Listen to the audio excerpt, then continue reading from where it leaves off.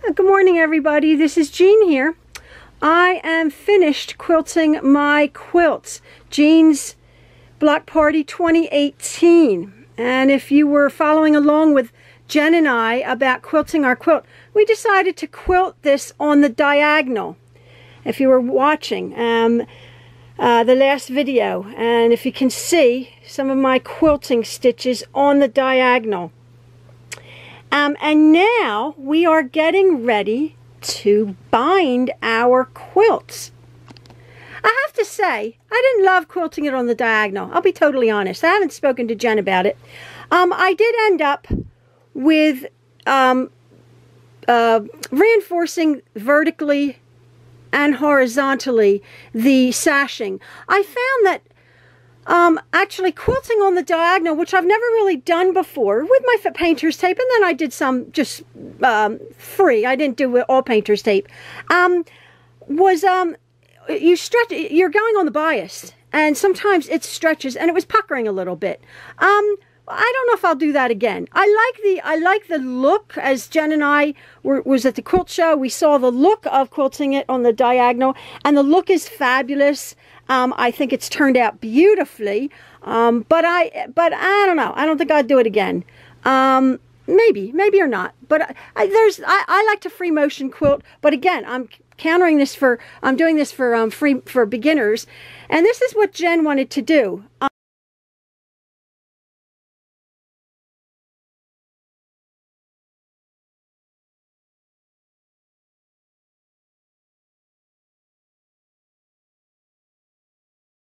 Which is absolutely super. I went along with it, and it's fine.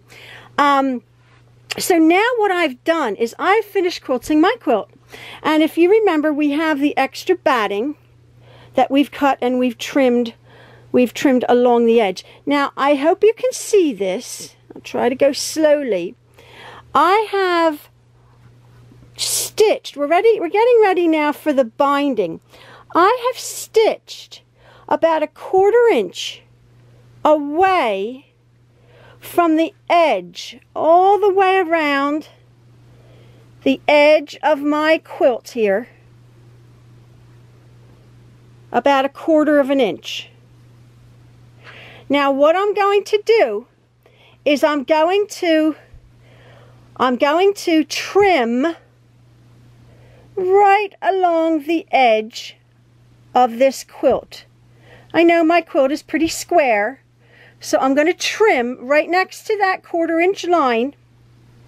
I'm going to trim this backing, and the batting and the backing away, right next to that line. So I've stabilized. What this has done is I've stabilized the edge of this quilt here, and we're going to just trim away this backing and the batting. Oh, I just wanted to show you, remember when we pin basted, I don't have one single tuck in my backing. I backed it on I pinned basted it on the table. I'll be showing you some more pictures, some still pictures, but I was just looking at this, and the way I pin baste and the way I baste, I don't ever get a tuck on the backing of my quilt. And again, if my quilting stitches aren't great, the printed backing always hides stuff. So that's what I do. So now I'm just going to trim away the edge of my backing and my batting. So here I've trimmed off the 1/4 inch all the way around my quilt edge. I've trimmed it right off, and I just wanted to, if I can show you, my quilt is exactly square. There's something called, people like square up their quilts or block them. I've never really had that problem because my quilts are exactly square. They fold properly. The corners are the same. So I don't know, people square up their quilts. I don't know what that means because my quilts are always very square. No, when I have to do them. Now, what I'm going to be doing is choosing my binding. Very, very important. That's our last step. I actually have chosen, I have another tutorial on binding. I've actually chosen this fabric here. I have it's like an aqua stripe. I love binding with striped fabric. I just feel that little bit of zing on a quilt just makes it happy. And the reason I chose this one here is I always audition it, because you're only going to see about a quarter of an inch, but it makes such a difference. It really does frame your quilt. So I always do this, as I'm sure most of you do, whatever your preference is for your binding. And then I just go up and I'm like, I really like that. But like, you're like, well, it has all sorts of colors. This quilt has reds and aquas and lime green. It has black and pink, hot pink. It has multicolor. Of course, it has white. But my backing also, if you know, is the red with a little bit of like aqua seafoam green. And I like the fact that when I put my binding on, the backing just looks super too. It just adds a little pop. So now I've chosen my binding fabric. What I'm going to do is I'm going to cut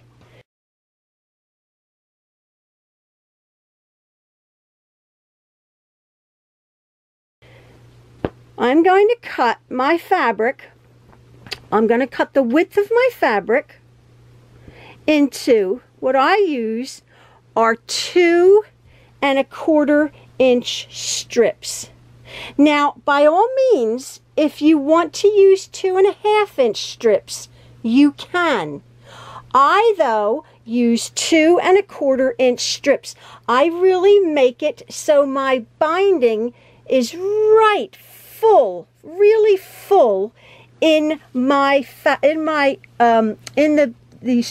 edge of my fabric. It really is full. It takes it right up. Now again, everybody has their own binding method. What I'm going to do is, and I've made an executive decision. I said, I've chopped and changed my quilt a little bit along the way the last few months. What I've said, I was going to miter my corners, since this is a very traditional sampler quilt. I'm not going to. I don't love doing mitered corners, and I thought, well, I'm going to stay true to myself and my teaching, and I'm going to round my corners slightly. I'll show you how I do that. And then I'm going to prepare my binding. I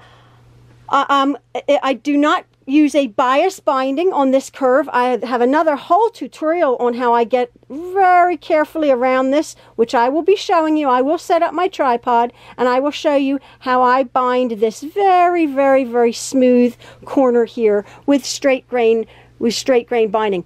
I also, this is how I do it. And Jen, I'm doing this for Jen. Jen's like, I want to do it exactly how you do it. I stitch my binding onto the back and I turn it around to the front. As you know, if you've been following me, I do no hand stitching. When I get to this point, I will show you that if you, by all means, if you love hand stitching, you can just follow the exact same way. You can stitch your binding to the front, which is the traditional way to do it. You stitch your binding to the front, you turn it around, and you hand stitch it down to the back. By all means, if you're comfortable doing it that way, do it that way. I machine my bindings. I stitch it to the back, I flip it to the front, I top stitch it down. Now you do have to have a nice straight stitch, but if you go slow and you go steady, this is where you have to go slow and be precise and do a nice straight stitch. But when we get to that point, I will show you. Now I'm going to cut my bindings. I'm going to measure how much I need, probably about, I would say about 7 of these widths. I'll measure the inches. You can measure it however long your binding is. You want that plus about 10 inches or so. So I'm just going to cut probably about 7 of these, I think, maybe 8, I don't know what it is. And I'm going to cut them at 2 1/4, and then I'll show you how I attach my binding together. It's a little bit different because I'm doing a stripe. So I'm actually just doing a straight stitch. I would usually do it on the bias, but that's matching up this stripe, and I can't be bothered right now. So I'm going to have, most of you, I'll show you how to do it on the bias, but I'm going to be doing a straight stitch, and I'll show you what I mean. Now I'm on my machine, and I just wanted to show you with this bit of scrap. I haven't even cut this straight. These are just 2 pieces. Pretend this is our binding. Now this is just an old modeled print, but this is the correct side, the right side of the fabric. Now with the right side of the other piece of fabric, which is here, what I'm going to do is I'm going to have this piece this way on my machine, and then we're going to make a long binding strip. I'm going to attach this at this, I'm going to attach the second strip at this angle. Is that, I don't know what angle that is, 45 degrees, I'm 90, I don't know what it is. 45 degrees, right? So I'm going to attach it like this L shape, right sides together. This is how most of you will be making your strip of binding. You're going to have your 2 1/4 inch lengths of binding by about 40 inches, however long, 6 or 7 of them, whatever it is. And then what you're going to do is you're going to be putting your binding strip right side up to right side down, to right sides together, and then you're going to twist it and go to this point here, and you're just going to stitch. You can do this now. You're going to eyeball from this point, this corner here, down to this corner here. You're just going to make a straight line. If you need to, you can make the diagonal, but you don't really have, you can mark it with a pen or something, but you don't really have to. You just stitch, you just watch your eye go from there to there in a straight line. And off. Cut your threads. Now check before you trim, and there you have a nice straight piece of binding, which you then can trim off that 1/4 inch and go over and iron that. Now I just iron these open, because what this does, what this allows, just have to sort of mess with it. When you go, be careful because it's a bias edge. When we are making our binding, we're taking this long strip. You're going over to your ironing board and you're ironing that strip, that seam open right there, and then you're going to continue attaching your strips in this bias method. Because what we're going to be doing is, to make our binding, we're going to fold this piece in half. And then we're going to iron it.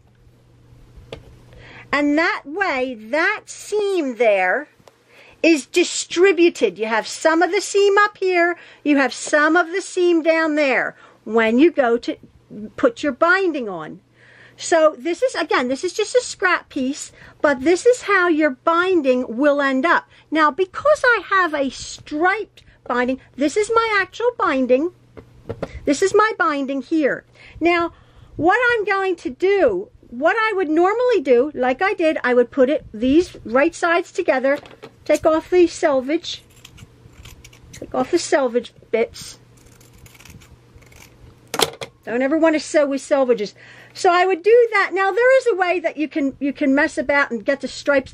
I'm not going to do that. I'm not bothered, but most of you aren't going to be using stripes. But I literally am going to have one seam after the next. So what you want to do when you're working with stripes, or what I do, is I put the white stripe, however it's going to be, next to make the stripe blue, white, blue, white. So I know that if I put that white stripe on there, let me shorten my stitch length. I put this is going this way. This is just for my striped binding. Oh no! See, I got it wrong.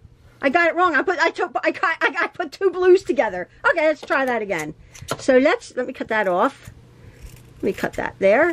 Now I messed that up. You see that? So what do I want? Let's see. Let me see. I should have. So I want the white.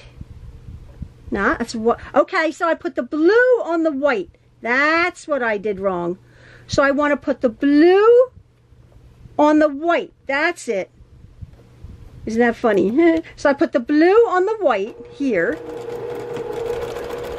and then stitch along the side, and hopefully when I open this up, there you go. Now you see that you can't tell where that seam is, so I'll come along and I'll just trim that up at 1/4 of an inch. And again, even though this will be more, just slightly more of a lump because there's all that seam, I'll press it open and I'm okay with that. Usually I do the bias strip method though for my binding. So I'm just going to continue making all my binding strips, my stripe this way.